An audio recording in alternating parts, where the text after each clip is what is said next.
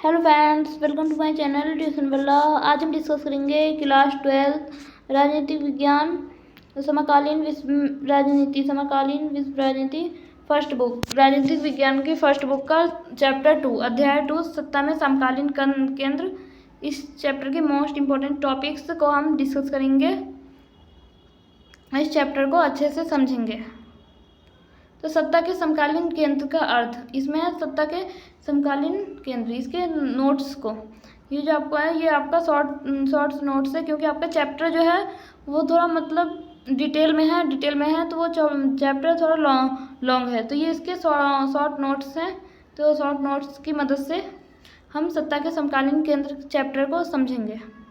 सत्ता के समकालीन केंद्र का अर्थ, सत्ता के समकालीन केंद्र मतलब हम किसे कहते हैं। शीत युद्ध के पश्चात, शीत युद्ध के बाद विश्व पटल पर कुछ ऐसे संगठनों तथा देशों ने प्रभावशाली रूप से अंतर्राष्ट्रीय राजनीति में महत्वपूर्ण भूमिका का निर्वहन करना प्रारंभ किया, जिससे यह स्पष्ट हो गया कि यह संगठन तथा देश अमेरिका की एक ध्रुवीय के समक्ष विकल्प के रूप में देखे जा सकते हैं। विश्व राजनीति में दो ध्रुवीय व्यवस्था के टूटने के बाद स्पष्ट हो गया कि राजनीतिक और आर्थिक सत्ता के समकालीन केंद्र कुछ हद तक अमेरिका के प्रभुत्व को सीमित करेंगे। अब है यूरोपीय संघ। इसमें यूरोपीय संघ है तो अमेरिका ने यूरोप के अर्थव्यवस्था के पुनर्गठन के लिए बहुत मदद की थी। अमेरिका ने यूरोप के पुनर्गठन के लिए बहुत मदद की थी, और इसे मार्शल योजना के नाम से जाना जाता है। अगर क्वेश्चन आ सकता है, ये क्वेश्चन 2 नंबर का आएगा कि मार्शल योजना किसे कहते हैं। तो अमेरिका ने यूरोप की अर्थव्यवस्था के पुनर्गठन के लिए बहुत मदद की थी, इसे ही मार्शल योजना के नाम से जाना जाता है या मार्शल योजना कहते हैं। 1948 में मार्शल योजना के तहत यूरोपीय आर्थिक सहयोग संगठन की स्थापना की गई, जिसके माध्यम से पश्चिमी यूरोप के देशों को आर्थिक मदद की गई। 1949 में गठित यूरोपीय परिषद राजनीतिक सहयोग के मामले में अगला कदम साबित हुई। अब फिर 1957 यूरोपीय आर्थिक समुदाय का गठन किया गया।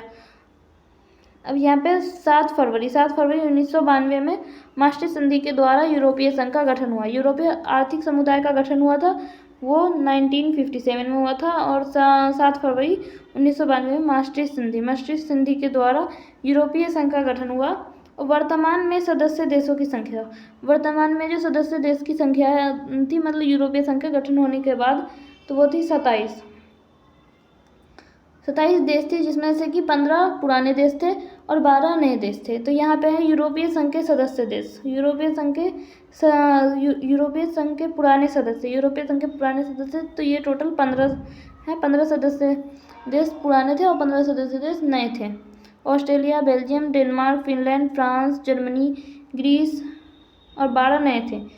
Ireland, Italy, Luxembourg, Malta, Netherlands, पुर्तगाल, स्वीडन, स्पेन, ये इसके पुराने हैं। तो ब्रिटेन, यहाँ पे ब्रिटेन ने यूरोपीय संघ से जून 2016 में, क्योंकि इसका गठन कब हुआ था 1992, और यहाँ पे ब्रिटेन का नाम नहीं है। तो जैसे 2016 में एक जनमत संग्रह के द्वारा अलग होने का निर्णय किया, 2000 जनमत संग्रह के द्वारा अलग होने का निर्णय किया, जिसे कि ब्रेक्जिट क्या कहा गया। अब यह यूरोपीय संघ का सदस्य नहीं है। ब्रिटेन जो है वो यूरोपीय संघ का सदस्य नहीं है। जनवरी 2020 में यह यूरोपीय संघ से अलग हो गया। यह पुराने सदस्यों में से एक सदस्य था।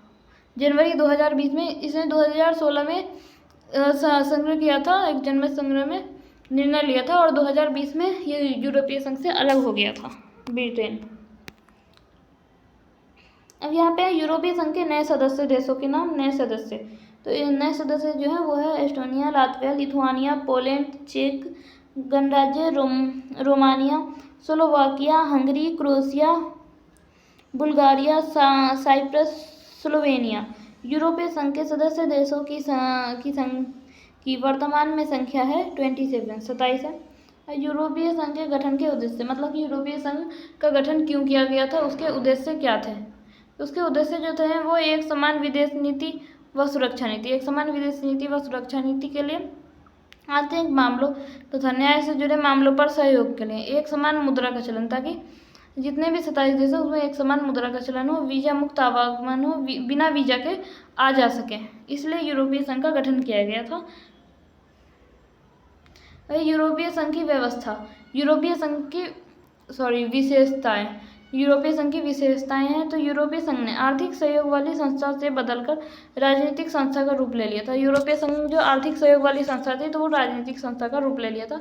यूरोपीय संघ एक विशाल राष्ट्र राज्य की तरह काम करने लगा। यूरोपीय संघ एक विशाल राष्ट्र राज्य की तरह कार्य करने लगा। इसका जो था यूरोपीय संघ का, इसका अपना एक झंडा था, अपना गान और अपनी स्थापना स्वतंत्रता दिवस, और इसकी अपनी एक स्थापना दिवस इसकी स्थापना दिवस जब इसकी स्थापना हुई थी यूरोपीय संघ की, और इसकी अपनी एक मुद्रा थी। इसकी मुद्रा का नाम था यूरो। अन्य देशों से संबंधों के मामले में इसने काफ़ी हद तक साझी विदेश और सुरक्षा नीति बना ली थी। यूरोपीय संघ का झंडा, यूरोपीय संघ का जो झंडा था उस पर 12 सोने के सितारे थे। तो 12 सोने के सितारों के घेरे के रूप में, वो जो 12 सोने के सितारे घेरे के रूप में थे, वो वहाँ के लोगों की पूर्णता, समानता, एकता और मेल मिलाप का प्रतीक है। और 2003 में यूरोपीय संघ ने साझा संविधान बनाने की कोशिश की, जो नाकामयाब रही। अब यहाँ पे यूरोपीय संघ को ताकतवर बनाने वाले कारक या फिर विशेषताएं। तो यूरोपीय संघ के आर्थिक प्रभाव, यूरोपीय संघ के आर्थिक प्रभाव तो 2016 में ये दुनिया की सबसे बड़ी अर्थव्यवस्था थी। 2016 में यूरोपीय संघ दुनिया की सबसे बड़ी अर्थव्यवस्था थी। इसकी जीडीपी मतलब सकल घरेलू उत्पादन 17,000 अरब डॉलर इससे भी ज़्यादा थी, जो अमेरिका के ही लगभग है, जो अमेरिका के बराबर है। इसकी मुद्रा यूरो, इसकी मुद्रा जो थी यूरोपीय संघ की मुद्रा यूरो अमेरिकी डॉलर के प्रभुत्व के लिए खतरा बन गई थी। विश्व व्यापार में इसकी हिस्सेदारी अमेरिका से 3 गुना ज़्यादा थी।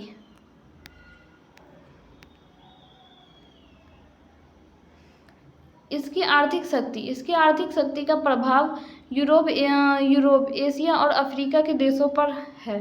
यह विश्व व्यापार संगठन के अंदर एक महत्वपूर्ण समूह के रूप में कार्य करता है। अब यूरोपीय संघ के राजनीतिक प्रभाव, यूरोपीय संघ के आर्थिक प्रभाव होते हैं, ये राजनीतिक प्रभाव है। ताकतवर बनाने वाले राजनीतिक प्रभाव की यूरोपीय संघ ताकतवर क्यों था, उसकी विशेषताएं। इसका एक सदस्य देश फ्रांस सुरक्षा परिषद का अस्थायी सदस्य है, और यूरोपीय संघ के कई और सदस्य देश सुरक्षा परिषद के अस्थायी सदस्य भी हैं। अब यूरोपीय संघ के सैन्य प्रभाव, इसके सैन्य प्रभाव क्या थे, तो यूरोपीय संघ के पास दुनिया की सबसे बड़ी दूसरी सेना थी। पहली नंबर सबसे बड़ी दूसरी सेना थी यूरोपीय संघ के पास। इसका कुल रक्षा बजट, इसका कुल जो रक्षा बजट था वो अमेरिका के बाद सबसे अधिक था। यूरोपीय संघ के सदस्य देश, फ्रांस के पास परमाणु हथियार है। यूरोपीय संघ के सदस्य देश जो है फ्रांस, उसके पास परमाणु हथियार है। अंतरिक्ष विज्ञान और संचार प्रौद्योगिकी के मामले में यूरोपीय संघ दुनिया का दूसरा स्थान है। अंतरिक्ष विज्ञान और संचार प्रौद्योगिकी के मामले में। यूरोपीय संघ की कमजोरियां या सीमाएं, यूरोपीय संघ की कमजोरियां या फिर सीमाएं। इसके सदस्य देशों की अपनी विदेश नीति को और रक्षा नीति को, जो कई बार एक दूसरे के खिलाफ प्रयोग होती है, तो मतलब इसकी सदस्य देशों की विदेश नीति और रक्षा नीति को एक दूसरे के खिलाफ प्रयोग करना, एक दूसरे के खिलाफ प्रयोग भी किया है। जैसे इराक पर हमले के मामले में प्रयोग किया गया था। यूरोप के कुछ हिस्सों में यूरो मुद्रा को लागू करने को लेकर नाराजगी, यूरोपीय संघ में यूरो मुद्रा को लागू करने को लेकर नाराजगी चल रही थी। डेनमार्क और स्वीडन ने मास्ट्रिक्ट संधि और साझी यूरोपीय मुद्रा यूरो को मानने का विरोध किया। डेनमार्क और स्वीडन ने मास्ट्रिक्ट संधि और साझी यूरोपीय मुद्रा मतलब कि सारे देशों की एक जैसी मुद्रा होगी यूरो मुद्रा, तो उसका विरोध किया। वो नहीं चाहते थे कि यहाँ यूरो मुद्रा हो या फिर मास्ट्रिक्ट संधि।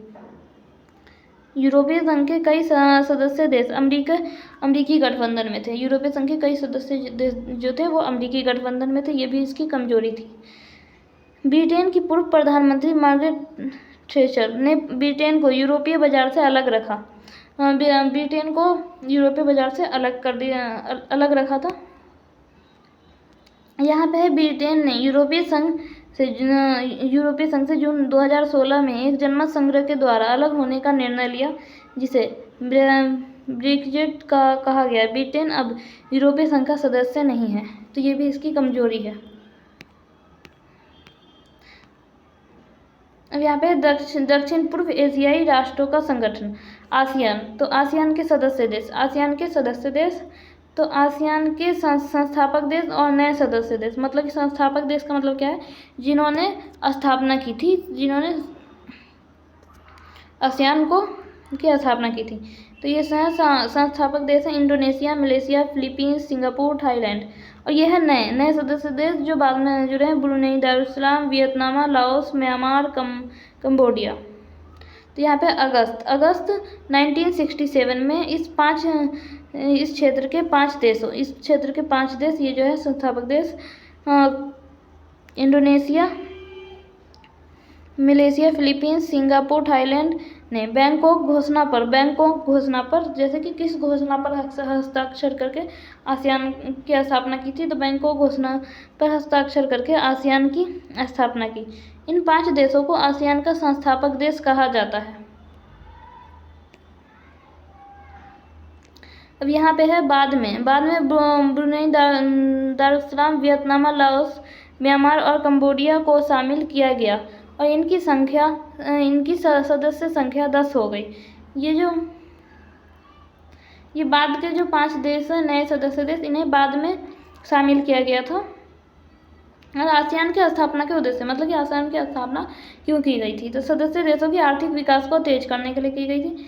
इसके द्वारा सामाजिक और सांस्कृतिक विकास हासिल करने के लिए कानून के शासन और संयुक्त राष्ट्र संघ के नियमों का पालन करके क्षेत्रीय शांति और स्थायित्व को बढ़ावा देने के लिए। अब आसियान शैली, ये क्वेश्चन हमारा कितनी बार पेपर में आ भी चुका है। आसियान शैली किसे कहते हैं? और ये आ भी सकता है। तो आसियान शैली, ये आप इसकी डेफिनेशन याद कर लेंगे: अनौपचारिक, टकराव रहित और सहयोगात्मक मेल मिलाव का एक नया उदाहरण पेश करके आसियान ने काफ़ी यश कमाया है। इसे ही आसियान शैली कहा गया है या कहा जाने लगा है। आसियान समुदाय के प्रमुख स्तंभ, तो 3 स्तंभ हैं: आसियान सुरक्षा समुदाय, आसियान आर्थिक समुदाय और सामाजिक सांस्कृतिक समुदाय। तो यहाँ पे पहला स्तंभ जो है वो है आसियान सुरक्षा समुदाय। तो आसियान सुरक्षा समुदाय जो है वो क्षेत्रीय विवादों को सैनिक टकराव तक न ले जाने की सहमति पर आधारित है। मतलब कि क्षेत्रीय विवाद जो होता है, आखिर में आपस में क्षेत्रीय विवाद होते हैं, तो उसे सैनिक टकराव तक नहीं जाने देता है। और आसियान आर्थिक समुदाय का उद्देश्य, आसियान आर्थिक समुदाय का जो उद्देश्य है वो आसियान देशों को साझा बाजार और उत्पादन आधार तैयार करना तथा इस क्षेत्र के सामाजिक और आर्थिक विकास में मदद करना। साझा बाजार तैयार करना और आर्थिक विकास में मदद करना है। आसियान सामाजिक और सांस्कृतिक समुदाय का उद्देश्य है कि आसियान देशों के बीच टकराव की जगह बातचीत और सहयोग को बढ़ावा दिया जाए। मतलब कि आसियान देशों में टकराव की जगह बातचीत से ही मसले सोल्व हो जाएं और सहयोग को, आपसी सहयोग को बढ़ावा दिया जाए। आसियान क्षेत्रीय मंच, तो 1994 में आसियान क्षेत्रीय मंच की स्थापना की गई। 1994 में आसियान क्षेत्रीय मंच की स्थापना की गई, जिसका उद्देश्य सदस्य देशों की सुरक्षा और विदेश नीति में तालमेल बनाना है। सदस्य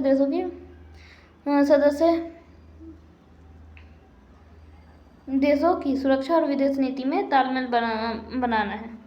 आसियान की उपयोगिता या प्रासंगिकता, तो आसियान की मौजूदा आर्थिक शक्ति खास तौर से भारत और चीन जैसे तेजी से विकसित होने वाले एशियाई देशों के साथ व्यापार और निवेश के मामले में प्रदर्शित होती है।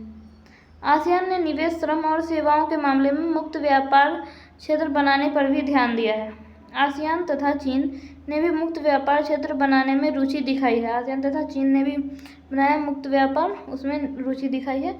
और 1991 के बाद भारत ने पूरब की ओर देखो देखो की नीति अपनाई।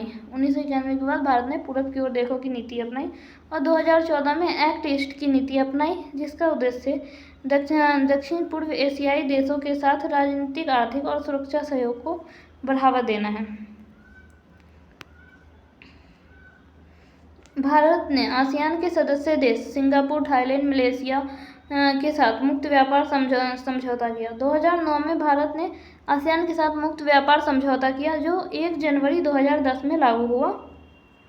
आसियान की असली ताकत अपने सदस्य देशों की सहभागी सदस्यों और बाकी गैर क्षेत्रीय संगठनों के बीच निरंतर संवाद और परामर्श करने की नीति में है।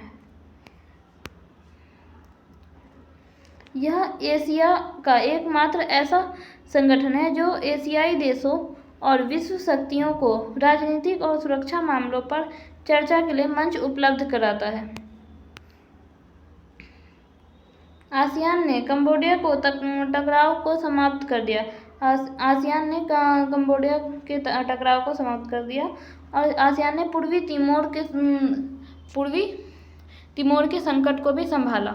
और चीन तो 1949 में माओ के नेतृत्व में साम्यवादी क्रांति के बाद चीनी जनवादी गणराज्य की स्थापना हुई। जनवादी गणराज्य की स्थापना हुई। शुरुआत में यहाँ अर्थव्यवस्था सोवियत प्रणाली पर आधारित थी। शुरुआत में जो थी यह अर्थव्यवस्था सोवियत प्रणाली पर आधारित थी और माओ के नेतृत्व में चीन का विकास। तो चीन ने विकास का जो मॉडल अपनाया उसमें खेती से पूंजी निकालकर सरकारी नियंत्रण भरे उद्योग खड़े करने पर जोर था। मतलब कि वो खेती से जो कमाई होगी, खेती से तो उसे बड़े उद्योग बनाएंगे और बड़े उद्योग खड़े करने पर जोर दिया गया था। चीन ने समाजवादी मॉडल खड़ा करने के लिए एक विशाल औद्योगिक अर्थव्यवस्था का लक्ष्य रखा। इस उद्देश्य को प्राप्त करने के लिए अपने सारे संसाधनों को उद्योग में लगा दिया। चीन अपने नागरिकों को रोजगार, स्वास्थ्य सुविधा और सामाजिक कल्याण योजनाओं का लाभ देने के मामले में विकसित देशों से भी आगे निकल गया, लेकिन बढ़ती जनसंख्या विकास में बाधा उत्पन्न कर रही थी। लेकिन चीन की जनसंख्या बहुत ज़्यादा थी, तो चीन की बढ़ती जो जनसंख्या थी, ज़्यादा जनसंख्या बढ़ी थी, तो वो विकास होने में बाधा बन रही थी। किसी परंपरागत तरीकों पर आधारित होने के कारण वहाँ के उद्योगों की ज़रूरत को पूरा नहीं कर पा रही थी। परंपरागत तरीकों पर आधारित थी इसलिए वहाँ के उद्योगों की ज़रूरत को पूरा नहीं कर पा रही थी। अब यह चीन अर्थव्यवस्था का उत्थान, चीन में सुधार की पहल। तो चीन ने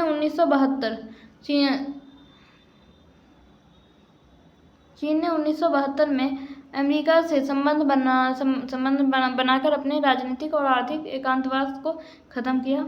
1973 में प्रधानमंत्री चाउ एन लाई ने कृषि, उद्योग, सेवा और विज्ञान प्रौद्योगिकी के क्षेत्र में आधुनिकीकरण के 4 प्रस्ताव रखे।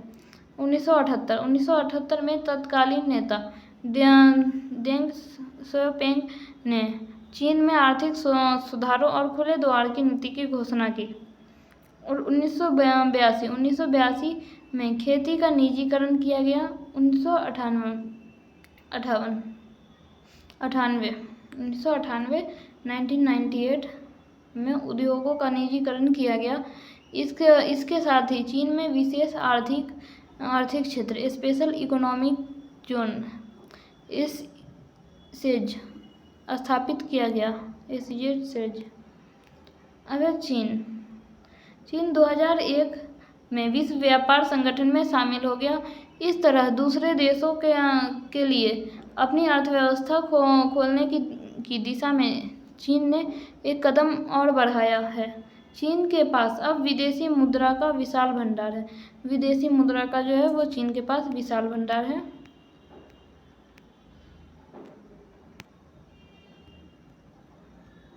अब है चीन के नकारात्मक पहलू। चीनी सुधारों का नकारात्मक पहलू। तो वहाँ आर्थिक विकास का लाभ समाज के सभी सदस्यों को प्राप्त नहीं हुआ। वहाँ के जो आर्थिक विकास था तो उसका लाभ सभी सदस्यों को प्राप्त नहीं हुआ। और चीन में बेरोजगारी बढ़ी। चीन में जो थी वहाँ का जो विकास था तो उसका लाभ जो था वो सभी सदस्यों को प्राप्त नहीं हुआ और चीन में बेरोजगारी बढ़ गई और 10 करोड़ लोग रोजगार की तलाश में थे। वहाँ महिलाओं के रोजगार और काम करने के हालात संतोषजनक नहीं हैं। गांव व शहरों और तटीय व मुख्य भूमि पर रहने वाले लोगों के बीच आय में अंतर बढ़ा।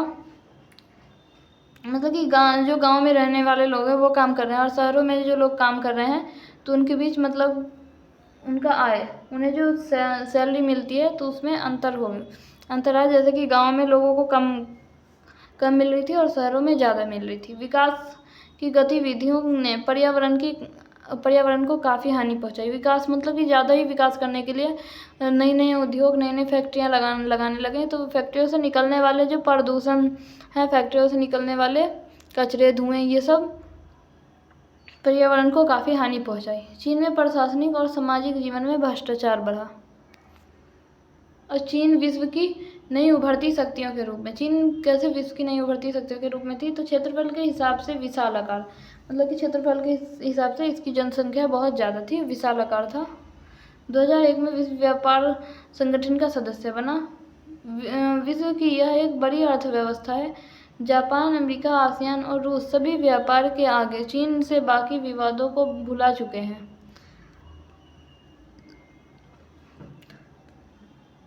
1997 के वित्तीय संकट के बाद आसियान देशों की अर्थव्यवस्था को टिकाए रखने में चीन के आर्थिक उभार ने काफ़ी मदद की है। चीन परमाणु शक्ति संपन्न देश है, मतलब कि चीन के पास परमाणु शक्ति संपन्न देश है और चीन सुरक्षा परिषद का अस्थायी सदस्य भी है।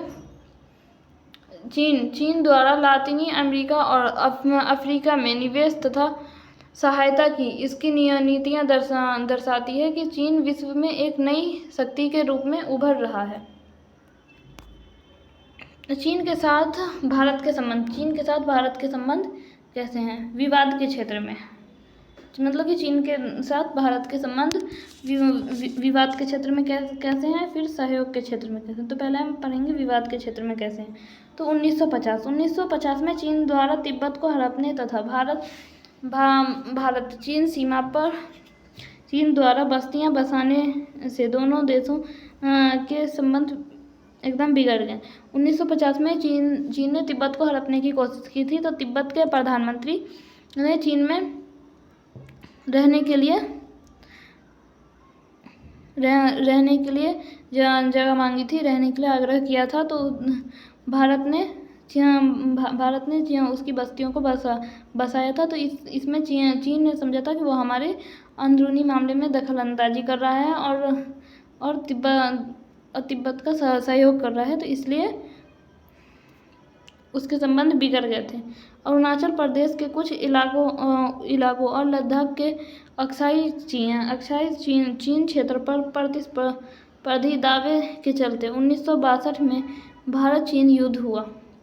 अरुणाचल प्रदेश के कुछ इलाकों और लद्दाख के अक्साई चीन के तो 1962 में भारत और चीन का युद्ध भी हुआ था। 1962 के युद्ध में भारत की सैनिक पराजय हुई और भारत चीन संबंधों पर इसका दीर्घकालिक असर हुआ। 1976 तक दोनों देशों के कूटनीतिक संबंध समाप्त ही रहे। दोनों देशों के बीच हाल के समय हुए सीमा विवाद से भी संबंधों में गिरावट आई। पाकिस्तान के परमाणु हथियार कार्यक्रम में चीन मददगार है। जैसे पाकिस्तान ने परमाणु हथियार, जैसे भारत का पाकिस्तान से भी युद्ध चल रहा था तो उसमें चीन ने मदद की थी, पाकिस्तान की परमाणु हथियार दिए थे और मदद की थी।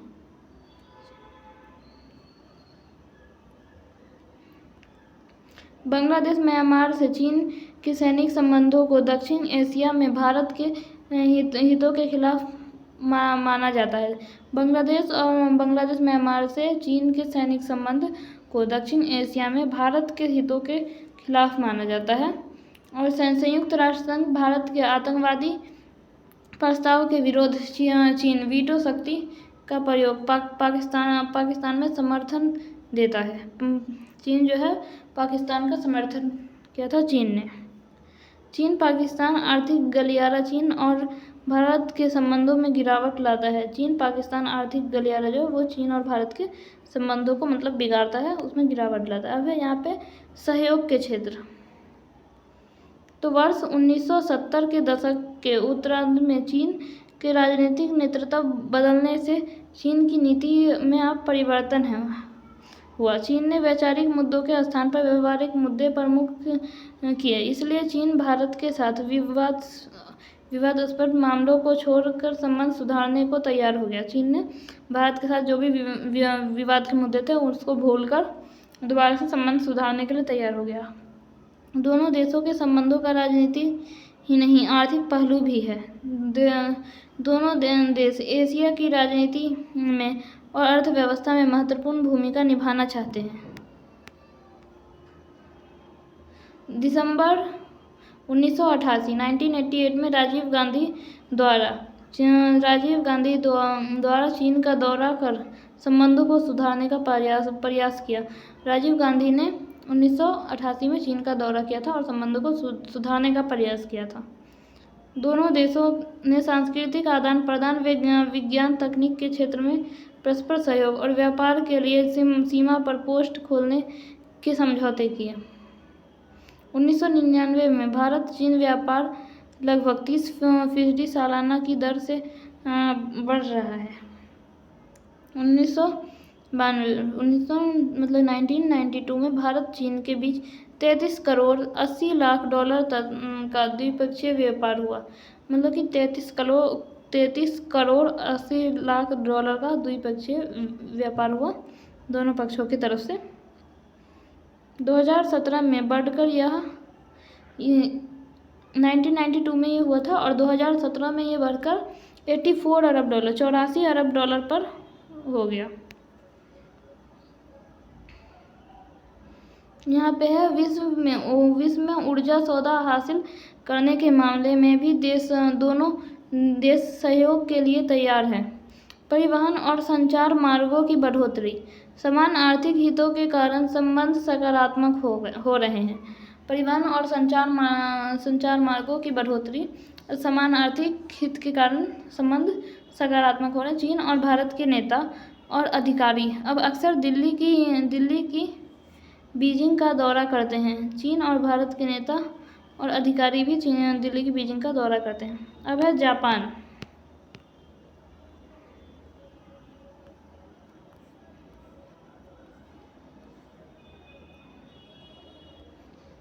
और यहाँ पे हम जापान के बारे में कुछ पढ़ेंगे। जापान जो है एशिया महाद्वीप के पूर्व में स्थित एक द्वीपीय देश है। परमाणु बम की विभीषिका को झेलने वाला एकमात्र देश। परमाणु बम से जो नुकसान हुए थे उसको झेलने वाला ये एकमात्र देश केवल ऐसा है जो इसने झेला है। जापान के संविधान के अनुच्छेद 9 के अनुसार अंतर्राष्ट्रीय विवादों को सुलझाने में बल का प्रयोग का हमेशा के लिए तैयार। जापान के अनुच्छेद 9 में मतलब कि अंतर्राष्ट्रीय विवादों को सुलझाने के लिए हम बल का प्रयोग नहीं करेंगे। जापान सत्ता के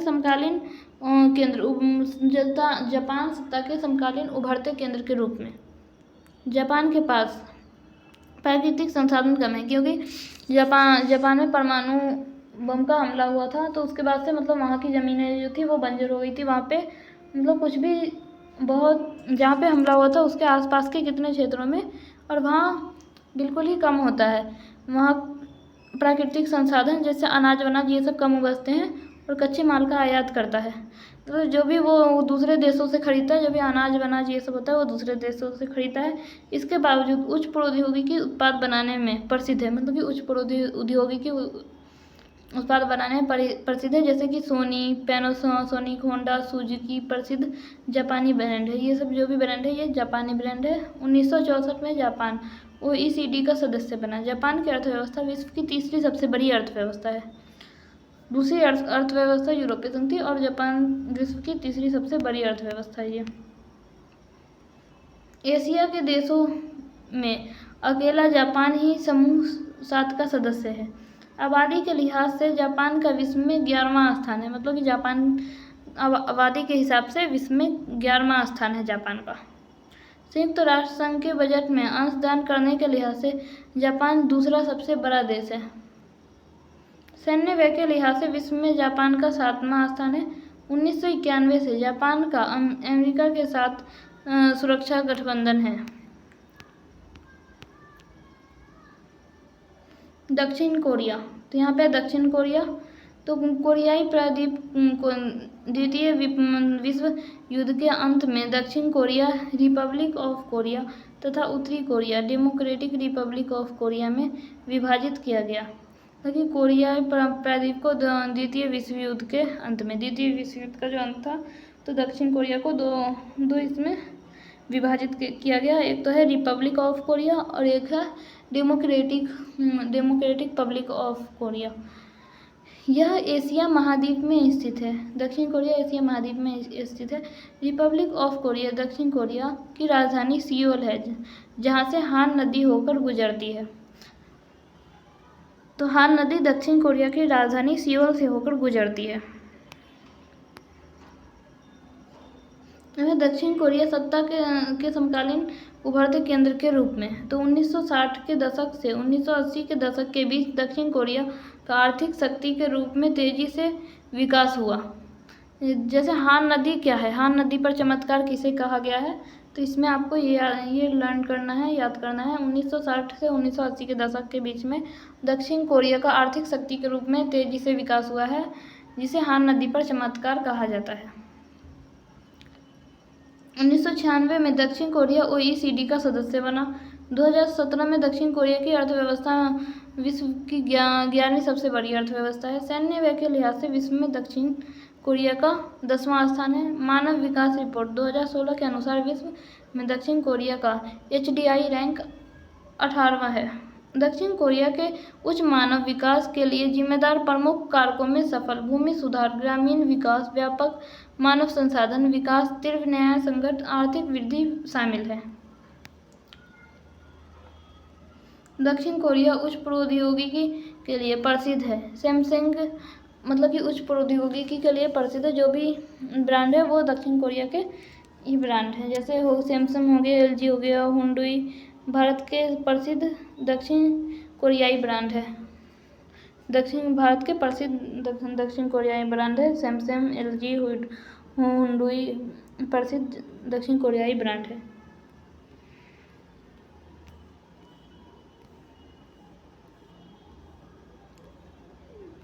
ट्वेल्थ क्लास राजनीतिक विज्ञान का चैप्टर 2 सत्ता के समकालीन केंद्र।